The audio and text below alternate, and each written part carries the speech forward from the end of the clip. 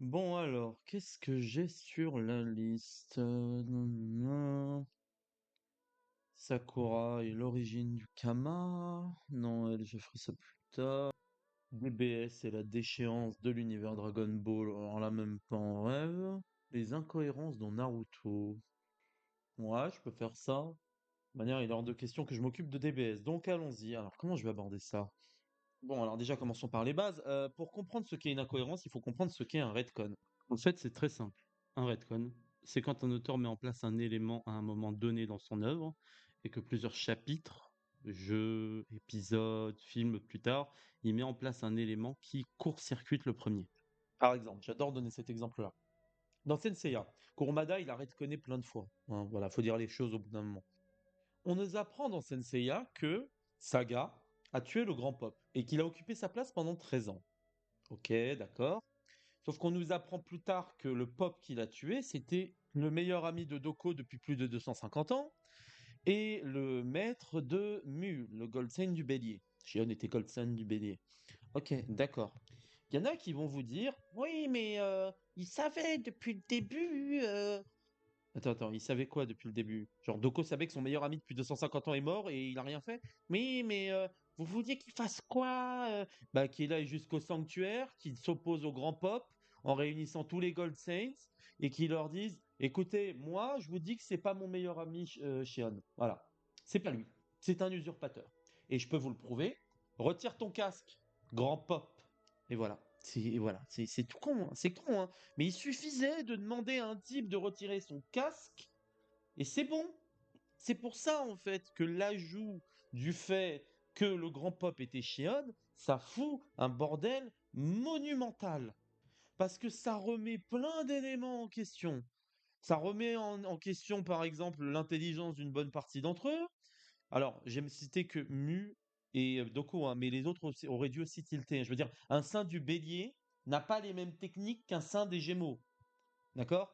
Ils arrivent à sentir le cosmos des gens, ils arrivent clairement à savoir à qui appartient le cosmos. Personne n'a capté que le cosmos du grand pop ressemble plus à celui du grand pop. Vous voyez, ça, c'est un retcon. Clairement, c'est un retcon. Parce que si on prend en compte tous les éléments qu'on nous a montrés dans l'œuvre, s'ils arrivent à identifier le cosmos d'Athéna, par définition, ils sont censés être capables d'identifier le cosmos du grand pop. Hein. Bah ça, c'est un retcon. Le fait d'avoir rajouté des dizaines et des dizaines de chapitres plus tard que l'ancien chef des chevaliers qui a été assassiné était le meilleur ami depuis plus de 250 ans. Ouais, ouais, je vais le répéter ça. Hein. Amitié en carton, amitié de mes couilles, oui. De Doko. Et qu'il a été le maître de Mu. Je sais pas, c'est en plus lui qui a donné les armures aux saints. C'est lui qui donne les armures. Hein. C'est donc lui qui les a remis aux différents saints. C'est lui qui s'est occupé aussi en partie d'eux quand ils étaient petits, vu qu'on nous les montre enfants aussi. Donc je sais pas comment ça marche, mais clairement il y a eu un retcon là. Et ben voilà, je vous ai donné une situation où il y a un élément qui nous a été donné au début, donc le meurtre du grand pop, et un élément qui nous est donné un peu plus tard, le grand pop, c'était le meilleur ami de Doko depuis plus de 250 ans et le mentor d'un des Gold Saints. Et ça a foutu le bordel. Et ben un retcon, c'est ça, voilà. C'est la meilleure manière de pouvoir définir un retcon. Maintenant que ça a été expliqué, on va pouvoir s'intéresser au retcon dans l'univers de Naruto. Et il y en a. D'ailleurs, Yuki, si tu vois que c'est un peu trop long, au pire, t'as qu'à scinder l'archive. Hein. Genre, tu mets, je sais pas moi, volume 1, volume 2, volume 3, ou partie 1, partie 2, partie 3. Enfin, je te laisse faire. Tu te débrouilleras. Alors, j'allais aborder en premier lieu une incohérence liée à Kaguya en lien avec Boruto, notamment le fait qu'Agoromo explique que sa mère est venue sur Terre, mais il parle pas du fait qu'elle n'est pas venue seule. Le truc qu'il y a, c'est que je préfère laisser ça plutôt pour une archive sur les incohérences de Boruto. Donc, on va aller sur un autre sujet. On va rester d'un point de vue chronologique. Hein. Zetsu Noir a réussi à lire la tablette écrite par Agoromo alors qu'il n'a ni Sharingan ni Rinnegan. Alors oui, c'est tout con, mais c'est déjà un début. Parce que techniquement parlant, on peut pas, par exemple, me dire ouais, mais il est le fils techniquement parti de Kaguya, ou en tout cas il vient de Kaguya, donc. Mais ça marche pas comme ça en fait. Donc non, il faut avoir le Sharingan pour le lire en partie et le Rinnegan pour le lire entièrement. Ce qui est aussi un autre élément assez con de la part d'Agoromo. Parce que oui, la tablette sert à raconter l'histoire de Kaguya, d'Agoromo, d'Amura, leur combat, etc. Mais ça les met aussi en garde concernant le Tsukuyomi infini. Est-ce que c'est pas complètement con de laisser ça lisible entièrement uniquement à ceux qui possèdent le Rinnegan? Quand tu écris un avertissement, soit tu fais en sorte qu'il soit lisible pour tous, soit t'en mets pas. Mais t'en mets pas un à moitié. Ça, c'est complètement débile. Par exemple, je vous prends un épisode de Stargate Atlantis, parce que j'adore cette série, où l'équipe du coup d'Atlantis découvre une ancienne base ayant appartenu aux précurseurs, enfin aux précurseurs, je confonds les licences, aux anciens, et ils découvrent en fait que c'était une espèce de nouvelle source d'énergie ultra puissante, etc. D'accord? Ils ont vu ça, ils ont vu les recherches et tout, mais ils ont vu que bizarrement, il y a certaines choses qui manquaient dans les rapports, d'accord? Il manquait des éléments. Et en gros, l'avertissement qui aurait dû être installé, c'est ouais, activez ça, vous aurez de l'énergie quasiment à l'infini, mais vous risquez de tous mourir. Voilà. C'est pour ça qu'ils n'ont jamais été au bout du projet. Donc ça aurait peut-être été bien de faire la même chose à gros mots. C'est complètement con, mec. Je donne des avertissements, mais pas accessibles à tous. Ouais. Ou accessibles qu'en partie, oui, mais espèce d'abruti. Si tu mets la partie qui te parle de tous les avantages que peuvent t'apporter le Mangekyo Sharingan, le Rinnegan, etc., mais que tu mets pas les risques qu'il y a derrière, bah les gens, ils vont faire quoi d'après toi? Bah ils vont vouloir obtenir ces pouvoirs incroyables. Donc, tu es techniquement à 50% responsable de tous les morts qu'il y a eu sur... Enfin, de tous les morts qu'il y a eu sur Terre. En tout cas, de tous les morts issus du cycle de la haine opposant les descendants d'Ashura, de ceux d'Indra, donc les descendants de tes enfants. Et en plus, cerise sur le gâteau, la tablette d'avertissement, la tablette qui renferme toute votre histoire, eh ben, je l'ai rendue accessible uniquement à mon fils qui veut asseoir sa domination sur le monde. Idée de génie. À comprendre pourquoi Amora s'est barré sur la Lune. À mon avis, il a vu que le plan était tellement con qu'il préférait aller s'installer ailleurs. Ah bah tiens d'ailleurs, en parlant de la Lune, une nouvelle incohérence, il n'y avait pas de Lune sur Terre. Ah oui, a priori, il n'y avait pas de Lune sur Terre, parce que la Lune a été créée par Agoromo. Donc, je suppose que les gens baisaient dans le noir à l'époque. Je sais pas. Devait y avoir un truc. Mais en tout cas, il n'y avait pas de Lune. Vu qu'il l'a créé en utilisant le pouvoir du Rinnegan, euh, je sais pas quoi vous dire de plus. Il n'y avait pas de Lune. Ou alors, il y a eu une Lune, ils l'ont explosée pendant qu'ils étaient en train de mettre à feu et à sang la Terre, quand Agoromo se battait avec Amura contre Kaguya. Et après, il s'est dit, je vais quand même recréer une Lune, hein, on sait jamais. Je suis désolé, j'aurais du mal à prendre ça au sérieux. Parce que, attendez, comment ça, Agoromo a créé la Lune? What? Vous faisiez comment avant? C'est le cycle lunaire, le Tsukuyomi infini qui nécessite d'avoir une lune pour ça, c'est quoi? C'est comment ça s'est passé? Moi j'aimerais bien savoir, mais on n'aura jamais de réponse hein, parce que c'est un élément qui vraiment a été caché sous le tapis au dernier moment. Non, on va pas trop en parler, hein. Et pour terminer cet épisode, on va aborder un retcon qui techniquement en est un, hein, et qui en plus s'entrechoque avec un autre élément vu dans l'univers de Boruto, c'est les pouvoirs de l'ermite Rikudo. Et oui, parce que on nous dit que l'ermite Rikudo a été capable de choses incroyables avec ses pouvoirs, qu'il était capable de manipuler la réalité elle-même et de concevoir tout ce qu'il voulait. Et en plus, on nous dit que c'est lié à l'Izanagi. Sauf qu'en fait, non. Tout ce qui nous est décrit là nous présenterait un ermite Rikudo qui était du niveau de Shibai dans Boruto, qui est le dieu des Otsutsuki, qui, grâce à l'omnipotence, qui est un autre pouvoir qui n'a rien à voir avec ce qui est dit sur Rikudo, permet de manipuler la réalité elle-même et de concevoir tout ce qu'il veut. Mais là, on est sur un retcon qui... coup-ci, coup-ça en réalité. Parce qu'il y a toujours le facteur Zetsu noir qui a un tout petit peu modifié la stèle, donc on sait pas trop. Voilà, c'est un retcon. S'il fallait faire un peu la liste des retcons qu'on a abordés, la Lune, c'est quand même un gros retcon parce que je comprends pas trop comment. C'est simple, comment Kaguya a pu utiliser le Tsukuyomi qui nécessite la Lune si la Lune n'existait pas? Voilà, déjà ça, voilà, ça c'est ce qu'on pourrait appeler un, on va dire, retcon majeur, moyen, mineur. On va dire que ça c'est majeur.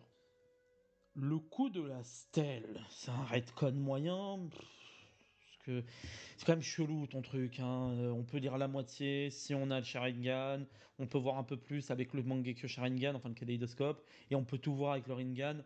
Ok, d'accord, mais tu veux pas mettre tout le message Comme ça, au cas où il y a un problème, ou au cas où il y a un Uchiwa, imaginons qu'il part en couille, c'est le dernier Uchiwa encore en vie, personne d'autre peut dire la stèle, on est baisé. C'est un retcon moyen qui flirte avec le majeur quand même. Voilà, vraiment, on flirte avec le majeur. Parce que c'est quand même, presque même, j'ai envie de vous dire, non, c'est un retcon majeur. Parce que tout son plan quasiment est centré sur ça. Sur le fait de manipuler les Uchiwa. C'est s'ils manipulent majoritairement les Uchiwa. Parce que, en fait, même le truc qu'il y a, si vous vous demandez pourquoi majoritairement les Uchiwa, bah, parce que c'est plus simple. Concernant le délire des pouvoirs du sage, en fait, c'est un retcon moyen, mais c'est un retcon moyen qui est un peu étrange. Quand Obito se rend au conseil des 5 Kage, il les cache, il leur parle de son projet œil de lune, son illusion, tout ça, tout ça. Mais une illusion, ce n'est pas manipuler les choses à partir du néant. Une illusion, un genjutsu tel qu'il est utilisé dans Naruto à la fin, donc le Tsukuyomi infini, qui est une différence avec le Tsukuyomi classique. Le Tsukuyomi classique, c'est utilisé sur une seule personne. Mais ça se base toujours sur des éléments existants. Ça change rien, ça. Hein. Le Tsukuyomi infini, ça nécessite la lune. Quand Madara s'en sert, on voit très clairement Kaguya représenté, hein, là où il y a la lune. Ça vient d'elle. Je veux dire très clairement, la première utilisation, ça doit venir d'elle. Parce qu'il y a aussi ce truc-là. Si on vous dit que ça n'a jamais été dit que Kaguya a utilisé le Tsukuyomi infini, pour mettre en garde, comme l'a fait Agoromo sur sa tablette, les gens sur quelque chose comme le Tsukuyomi infini, faut que le Tsukuyomi infini ait existé. Il peut pas mettre sur sa tablette, faites gaffe au Tsukuyomi infini. Je sais pas ce que c'est, mais faites gaffe. Donc pour en revenir au Tsukuyomi infini, ça ne se base pas sur le néant. Ce n'est pas à partir de rien. Ce n'est même pas lié en fait au concept du yin et du yang. C'est pas lié à la capacité de l'ermite Rikudo. Et quand on regarde les illusions qui ont été créées pour chaque personne, ben, c'est créé à partir de quelque chose. Hinata elle rêve d'un rencard avec Naruto, Kiba rêve de devenir Hokage, Shino rêve d'avoir découvert un nouvel insecte. Après, chacun ses rêves. Hein. Shikamaru, il rêve qu'Azuma soit encore en vie. Tout ça, c'est basé sur des faits existants. Donc c'est pas... non, ça n'a rien à voir avec les pouvoirs qui nous ont été donnés de l'ermite Rikudo. Et là où ça pose un souci, c'est que quand Obito parle des pouvoirs de l'ermite Rikudo, il en parle après le conseil des Kage, pas avant. S'il en avait parlé avant, ça aurait quand même été un retcon, mais un retcon mineur. Là, c'est moyen parce qu'il a déjà parlé de son objectif, son projet œil de lune, le Tsukuyomi infini, qui est un genjutsu. Donc après, nous présenter l'ermite Rikudo comme capable de réaliser des exploits du niveau de Shibai, parce que créer quelque chose à partir du néant, c'est du niveau de l'omnipotence à ce stade. Hein. C'est exagéré. Donc la lune, retcon majeur, parce que quand même on parle de l'astre lunaire. Les pouvoirs de l'ermite Rikudo, retcon moyen. Le Zetsu noir, clairement c'est un retcon majeur maintenant. Et bon, ben, la manière de faire de Rikudo avec sa tablette, retcon mineur, mais quand même, mec, je sais pas, t'es le sage des six chemins, t'es le dieu des ninjas, t'es voilà. Faire quand même un peu attention au bout d'un moment. Si vous vous demandez comment je fonctionne hein, pour savoir ce qui est mineur, moyen, majeur, je vais essayer basiquement de vous expliquer. Prenez par exemple en retcon mineur le fait que la tablette ne peut être lue que par ceux qui possèdent le Sharingan, Mangekyo Sharingan et Rinnegan.